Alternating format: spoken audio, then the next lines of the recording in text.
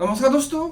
उम्मीद करते हैं आप लोग अच्छे होंगे। दोस्तों, आज मैं आपको पोलैंड के वर्क परमिट एप्लीकेशंस का अपडेट बताने वाला हूं मैं, और उसमें खास तौर से सबसे इंपॉर्टेंट चीज क्या होती है, सबमिशन स्लिप जो होती है। कई लोगों को पता नहीं होता वो क्या होता है और कौन से सेक्टर में मिलती है, कौन से सेक्टर में नहीं मिलती है, और खास तौर से जो एम्प्लॉयर होते हैं वो प्रोसेस को किस तरीके से फॉलो करते हैं, वो इस वीडियो में आपको कवर करने वाला हूं मैं। दोस्तों, सबसे पहले हम समझते हैं कि सबमिशन स्लिप होता क्या है या confirmation of work permit application क्या होता है। ये वो स्टेज होती है जब किसी भी फॉरेन वर्कर के डॉक्यूमेंट को वर्क परमिट के लिए तैयार करके अप्लाई करते हैं। एप्लीकेशन के बाद में जो रिसिप्ट जनरेट होती है उसको कंफर्मेशन लेटर बोलते हैं या फिर सबमिशन स्लिप बोलते हैं या सबमिशन रिसिप्ट बोलते हैं। और सबसे इंपॉर्टेंट चीज क्या होती है, उस दिन से जो टाइम होता है वो टाइम शुरू हो जाता है, और जो भी सर्टेन पीरियड होता है, जो गवर्नमेंट की विंडो होती है, उसके उस टाइम लाइन में वर्क परमिट अप्रूवल हो जाता है।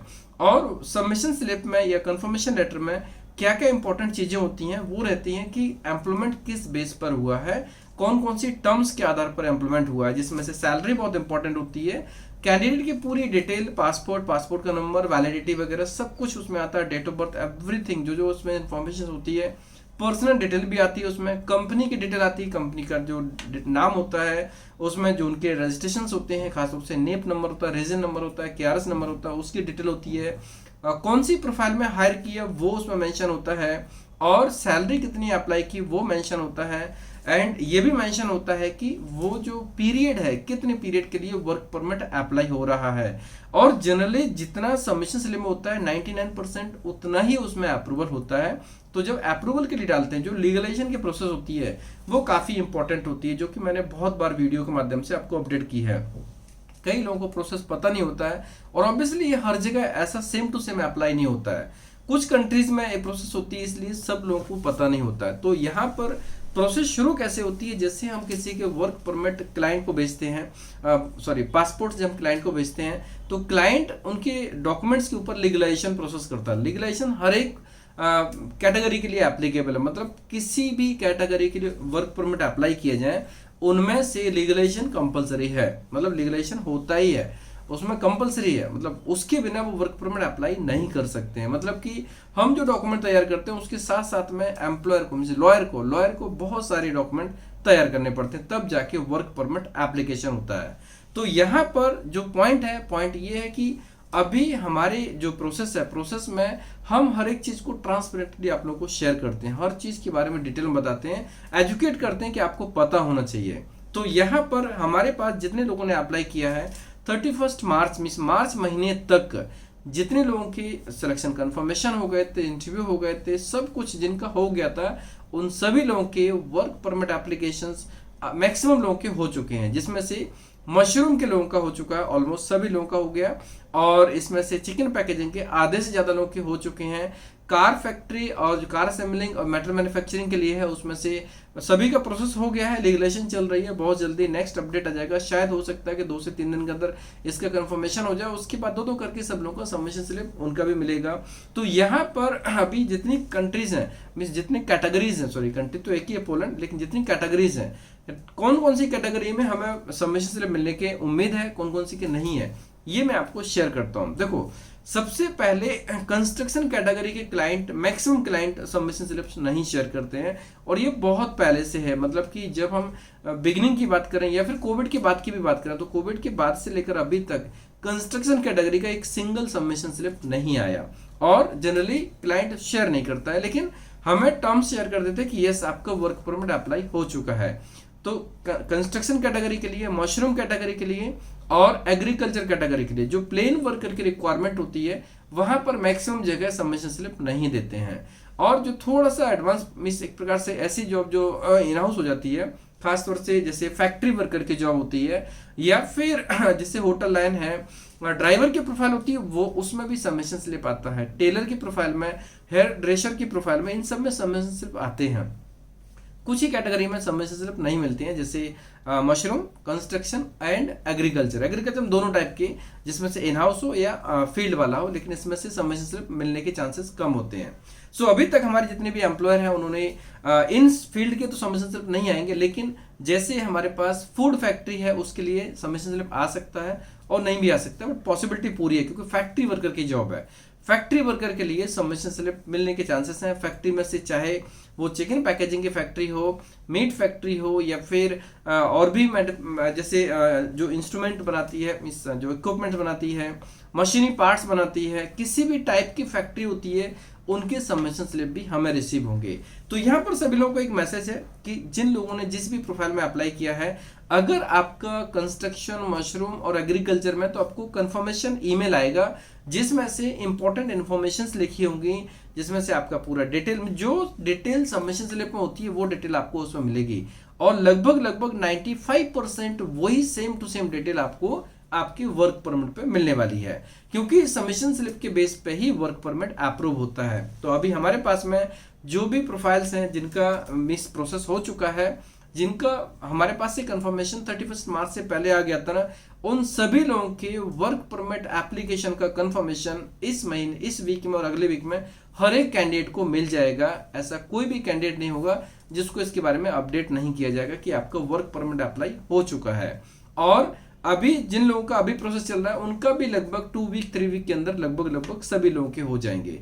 पॉइंट ये है कि अभी हमारी टीम काफी अच्छे से काम कर रही है, और खासतौर से जब क्लाइंट से हम रेगुलर इंटरेक्ट करते हैं तो चीजें टाइमली होती हैं। टाइमली, अभी इससे पहले टाइम थोड़ा सा ज्यादा लगता था क्योंकि ऑब्वियसली हम यहाँ से फोन से कोऑर्डिनेट करते थे, लेकिन अभी वहां से जो काम हो रहा है वो एक्चुअली बहुत फास्ट हो रहा है। और यहाँ पर जो भी जितनी भी प्रोफाइल्स हैं अभी हमारे पास में चल रही हैं, उनका भी जैसे मान लीजिए 15 हो चुकी है, 15, अब हमारे पास इस महीने में 15 दिन का ही टाइम बचा है। इस महीने जितने लोगों का एप्लीकेशन होगा उनकी भी हमारी पूरी कोशिश है कि 15 तक का जिनका होगा वो आने वाले 2 से 3 हफ्ते के अंदर उनका भी एप्लीकेशन हो जाएगा, लेकिन जो उसके बाद आएंगे उनका नेक्स्ट मंथ के अंदर एप्लीकेशन उनका भी हो जाएगा। अभी पोलैंड के काम में बिल्कुल भी डिले नहीं होने वाला है, क्योंकि यहाँ पर इंपॉर्टेंट काम को हमने ऑलरेडी प्रॉपर तरीके से, सिस्टमेटिक तरीके से सेट कर दिया है, और वो है एम्प्लॉयर से कंफर्मेशन का कोऑर्डिनेशन और वर्क परमिट एप्लीकेशन का कोऑर्डिनेशन। हमारे एंड पे जो रिक्वायरमेंट होती है वो हम पूरी तरह से करने वाले हैं। इसी वजह से ये जो शॉर्ट पीरियड है, मतलब लास्ट महीने से हमारी टीम ने काम करना शुरू किया, और अभी तक हमारे मैक्सिमम लोगों को वर्क परमिट अप्लाई हो चुके हैं। अगर मैं कहूँ 60% से ज्यादा लोगों के वर्क परमिट अप्लाई हो चुके हैं तो गलत नहीं होगा, क्योंकि मैक्सिमम लोगों के वर्क परमिट अप्लाई हो ही चुके हैं। अब यहाँ पर जैसे मान लीजिए अगर किसी को ईमेल आता है इसका कि आपका वर्क परमिट अप्लाई हो गया है और ये टर्म्स है, तो आप मान लीजिए कि जो डेट उसमें मेंशन होगी ना, उस डेट से लगभग 90 वर्किंग डेज में आप लोगों की सबमिशन स्लिप अप्रूव होकर वर्क परमिट के रूप में आ जाएगी। और हाँ, टाइम कभी 1 वीक 2 वीक आगे पीछे हो सकता है, लेकिन शेड्यूल लगभग ऐसा ही रहेगा। हो सकता है कभी उससे अर्ली भी हो जाए, क्योंकि कुछ वर्क परमिट है वो 60-70 डेज में भी अप्रूव हो जाते हैं, लेकिन हम टेंटेटिवली 90 डेज लेके चलते हैं। मतलब कि एम्प्लॉयर हमें कंफर्म करेंगे कि आप लोगों का वर्क परमिट अप्लाई हो चुका है, उस दिन से मिस अप्रूव नहीं, अप्लाई हो चुका है, तो उस दिन से लेकर 90 डेज के अंदर हमें सॉफ्ट कॉपी मिल ही जाएगी। ऐसा है लगभग, हाँ मीन्स 1 वीक आगे पीछे हो सकता है, दैट इज पॉसिबल, लेकिन उसी प्रोसेस से चीजें चलती हैं। तो वर्क परमिट जैसे जब हम अप्लाई करते हैं, वर्क परमिट की जो डिटेल्स होती है, एवरी 95% लगभग डिटेल जो होती है, मैक्सिमम डिटेल सबमिशन स्लिप के बेस पे ही होती है। बाकी जो एक्चुअल अप्रूवल आता है वो फाइनल अप्रूवल में ही आता है, ऑब्वियसली इसमें कोई डाउट नहीं है। वर्क परमिट की डिटेल अलग होती है, थोड़ी सी ऐड हो जाती है, स्लाइटली चेंज हो जाती है, क्योंकि वो अप्रूवल फाइनल होता है, लेकिन जो सबमिशन स्लिप होती है वो मैक्सिमम टर्म्स को कवर कर लेती है। अच्छा, अब यहाँ पर एक पॉइंट है कि इतना समय लगता ही क्यों है, क्योंकि बहुत से लोगों के मन में सवाल आता है कि ये जो इतना टाइम गवर्नमेंट को अप्रूव करना है वो तुरंत भी कर सकते हैं, इतना टाइम क्यों लगाते हैं। तो जो टाइम है वो टाइम किस चीज में जाता है, जब भी डॉक्यूमेंट सबमिट होते हैं तो ऑनलाइन पूरी तरह से वैलिडेट होते हैं हर तरीके से। पहले लीगलाइजेशन होता है वर्क परमिट एप्लीकेशन के टाइम पर, उसके बाद जो वेरिफिकेशंस होते हैं वो एम्प्लॉयर साइड के बहुत ज्यादा वेरिफिकेशंस होते हैं। कैंडिडेट साइड का वेरिफिकेशन तो स्लाइटली होता होगा, ज्यादा नहीं होता होगा, लेकिन एम्प्लॉयर साइड का वेरिफिकेशन बहुत ज्यादा होता है। तो जो टाइम लगता है ना, वो टाइम 90 डेज इसी चीज में लगता है कि जब वो एम्प्लॉयमेंट जेन्युइन है, वैलिड है, तभी वो अप्रूवल देते हैं। मतलब कि आज हमने अप्लाई किया, हमारे पास हम सबमिशन स्लिप आ गई है, जो 90 डेज का पीरियड लग रहा है ना, वो सिर्फ और सिर्फ इसी चीज को वैलिडेट करने में लगता है कि जो हमने जो एम्प्लॉयर ने, जो लॉयर ने फॉर्म भरा है, वर्क परमिट अप्लाई किया है, वो डिटेल ऑथेंटिक है या नहीं, जेन्युइन है या नहीं, इसीलिए उसमें टाइम लगता है। और जिसका सबमिशन स्लिप जनरेट होता है ना, ऑब्वियसली वहां पर पोलैंड में डॉक्यूमेंट्स हमेशा लोग प्रॉपर रखते हैं, कोई भी चीज को एडिशनल लाइक काम चलाने के रूप में नहीं करते हैं। तो अभी तक का रिकॉर्ड है, एक भी वर्क परमिट रिफ्यूज नहीं हुआ है। जितने लोगों की सबमिशन जिनका कंफर्मेशन हो जाता है कि ये सबका वर्क परमिट अप्लाई हुआ है, उन सभी लोगों का वर्क परमिट अप्रूव होता ही होता है। और यही रीजन है कि पहले वो लीगलाइजेशन कर लेते हैं, मतलब लीगलाइजेशन किया इसके मतलब कि जो जो उनको इश्यूज होने वाले हैं वो पहले से क्लियर कर लेते हैं कैंडिडेट साइड का। अच्छा, एम्प्लॉयर साइड का तो गवर्नमेंट करती है, एम्प्लॉयर साइड का वो नहीं करते हैं, क्योंकि एम्प्लॉयर जो लॉयर होता है वो एम्प्लॉयर की तरफ से बात करता है। इसलिए जो 90 डेज का पीरियड होता है ना, वो गवर्नमेंट अपने सिस्टम से एम्प्लॉयर को वेरीफाई करती है कि एम्प्लॉयर कहाँ रजिस्टर्ड है, कैसे रजिस्टर्ड है, उसका मतलब क्या प्रोफाइल है, क्या उसको सच में नीड है, वो सारी चीजों को देखते हुए वो टाइम रहता है 90 डेज का। और अगर कोई candidate means with in Poland है तो कभी कभी ये वर्क परमिट 30 डेज 40 डेज में भी अप्रूव हो जाते हैं, जब एम्प्लॉयर और एम्प्लॉय दोनों ही पोलैंड में हैं। लेकिन जब बाहर से बुलाते हैं तब 60 टू 90 डेज का टाइम होता है, तो 90 डेज एक प्रकार से ऑन एवरेज काउंट किया जाता है। तो ये पूरी इन्फॉर्मेशन थी, सोचा आप लोगों को शेयर करूं, क्योंकि काफी लोगों को पता ही नहीं होता है कि प्रोसेस होता कैसे है, और उनको जो प्लानिंग करने में काफी डिफिकल्टीज होती है। अभी सिंपल सी बात है, कोई भी कैंडिडेट्स में प्लान कर सकते हैं। जो भी कैंडिडेट प्रोफाइल के हिसाब से एलिजिबल है, इसमें इंग्लिश की रिक्वायरमेंट बहुत ही कम जगह पे होती है। खासतौर से अभी जैसे हमारे पास में इंग्लिश की रिक्वायरमेंट कहाँ होगी, फूड फैक्ट्री के लिए होगी, डोनट्स फैक्ट्री के लिए फूड इसमें रिक्वायरमेंट रहेगी, और होटल जॉब के लिए इंग्लिश की रिक्वायरमेंट रहेगी। इवन कुछ कुछ प्रोफाइल्स में जहाँ पर कंपनी बड़ी होगी तो शायद हो सकता है कुछ मीट फैक्ट्री में भी पॉसिबल है कि उसमें भी रिक्वायरमेंट हो सकती है। कार फैक्ट्री का तो ऑब्वियसली आपने देखा कि इंटरव्यू होते हैं। तो जो रिक्वायरमेंट है, रिक्वायरमेंट में अगर मैच करते हैं आप, अगर रिक्वायरमेंट के हिसाब से क्राइटेरिया मैच होता है, तो ये मान लीजिए कि आपका प्रोसेस इजीली हो जाएगा, स्मूथ हो जाएगा, और आपको करियर प्लानिंग करने में बहुत आसानी हो जाएगी। और अगर आपको ये सारा कुछ पता हो कि कैसे हम अप्लाई करते हैं, कैसे आपका सिलेक्शन कंफर्मेशन होता है, कैसे आपको वर्क परमिट एप्लीकेशन का कंफर्मेशन मिलता है या फिर सबमिशन स्लिप मिलती है, कैसे आपको सॉफ्ट कॉपी मिलती है, उसके बाद में हार्ड कॉपी कैसे मिलती है, सारी चीजें आपको स्टेप बाय स्टेप पता होंगी तो बहुत अच्छा रहेगा। सबमिशन स्लिप के बाद में सॉफ्ट कॉपी आती है, सॉफ्ट कॉपी के बाद में एम्प्लॉयमेंट कॉन्ट्रैक्ट तैयार होता है। अच्छा, यहाँ पर एक पॉइंट और मैं बोलना चाहूंगा मैं, और इसके ऊपर भी डिटेल इन्फॉर्मेशन पता होना चाहिए।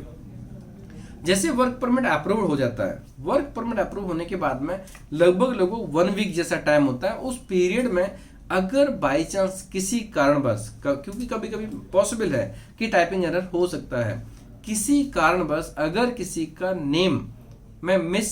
जो स्पेलिंग मिस्टेक है, तो उस पीरियड में एक अपील डाल के वो एडिट करवा लेते हैं, मॉडिफाई करवा लेते हैं। और अगर उस पीरियड में नहीं कर पाए तो फिर वो प्रिंट हो जाता है वर्क परमिट, और जब प्रिंट हो जाता है तो उसके बाद में फिर वो लेंदी प्रोसेस होती है अपडेट कराने के लिए, मॉडिफाई कराने के लिए, क्योंकि उसमें जो इन्फॉर्मेशन आएगी ना उसी बेस पर आगे चीजें होती हैं। तो जो जैसे अप्रूवल आज होता है उसके 2-3 दिन के अंदर अगर अपील डालते हैं, within a week appeal डालते हैं, तो उसमें इन्फॉर्मेशन मॉडिफाई आ जाती है, और जो वर्क परमिट प्रिंट होकर हार्ड फॉर्म में आता है ना, उसमें करेक्ट इन्फॉर्मेशन के साथ में आ जाता है। अब उसके बाद जैसे वो प्रिंट हो गया, प्रिंट होने के बाद वो final information means final document हो गया।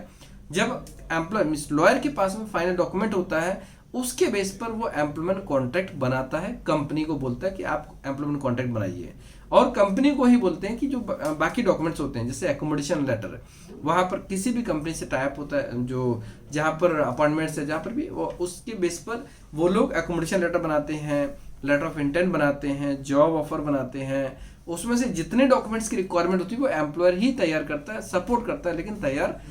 कुछ डॉक्यूमेंट लॉयर तैयार करता है, कुछ डॉक्यूमेंट एम्प्लॉयर खुद रेडी करके देता है, लेकिन कोऑर्डिनेशन पूरा लॉयर का एम्प्लॉयर के साथ में ही होता है। तो ये टोटल प्रोसेस होती है, और इसी बेस पर पूरा का पूरा पोलैंड का वीजा का प्रोसेस है, वर्क वीजा का पूरा डिपेंडेंट है। तो दोस्तों उम्मीद करते हैं कि आपको पूरी प्रोसेस डीपली समझ में आ गई होगी। अगर इसमें कोई भी क्वारीज हैं तो इस सप्ताह के लाइव सेशन में हम लोग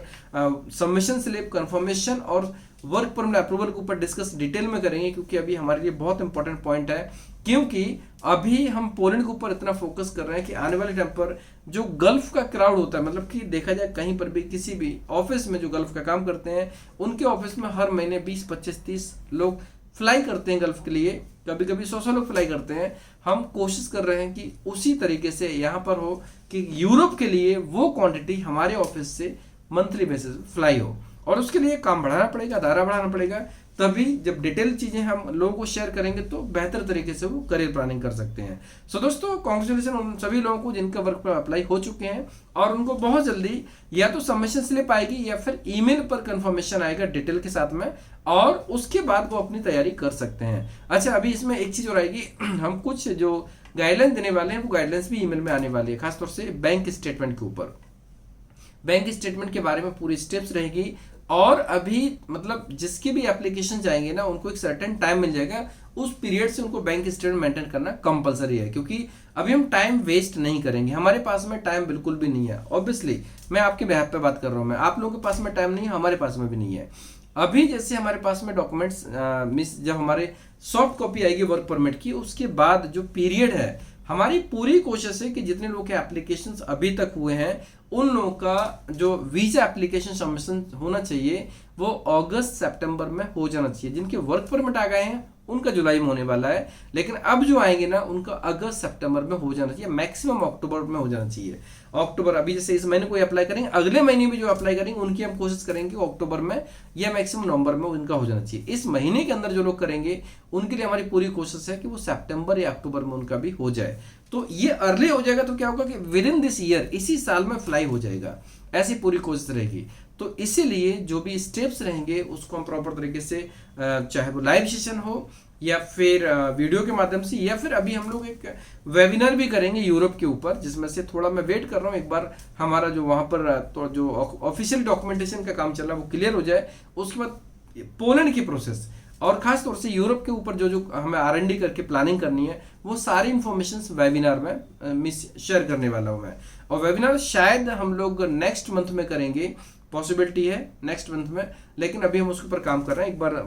चीज़ें प्रॉपर क्लियर हो जाएं, खासतौर से क्लियर का मतलब और भी ज़्यादा जो रिजल्ट ओरिएंटेड होना चाहिए, जो लोगों को लाभ कर सके। वेबिनार का मतलब ऐसा है कि गेट टुगेदर ही अकेला है। वेबिनार का मतलब है कि आपको यूरोप की प्रोसेस के बारे में एजुकेट करना, डिटेल में बताना, जो कि आपको कई चीज़ें पता ना हो वो भी इंफॉर्मेशन मैं आपको वेबिनार के माध्यम से, आपको यूट्यूब चैनल पर वेबिनार के माध्यम से शेयर करूँ। तो आप लोगों को काफ़ी लाभ मिलेगा, उसके ऊपर मैं R&D कर रहा हूँ, मैं इन्फॉर्मेशन कलेक्ट कर रहा हूँ मैं, और जब कंप्लीट हो जाएगा, लगेगा कि यस राइट टाइम है, तब हम इसका अनाउंसमेंट करेंगे और उससे लोगों को डेफिनेटली बहुत मदद मिलेगी करियर प्लानिंग करने में। उम्मीद करते हैं इन्फॉर्मेशन अच्छी लगी होगी। अगर आपको अच्छी लगी तो दोस्तों में क्लासमेट करीब को शेयर कर सकते हैं, जिससे कि और भी लोग इसका लाभ ले सकते हैं। धन्यवाद।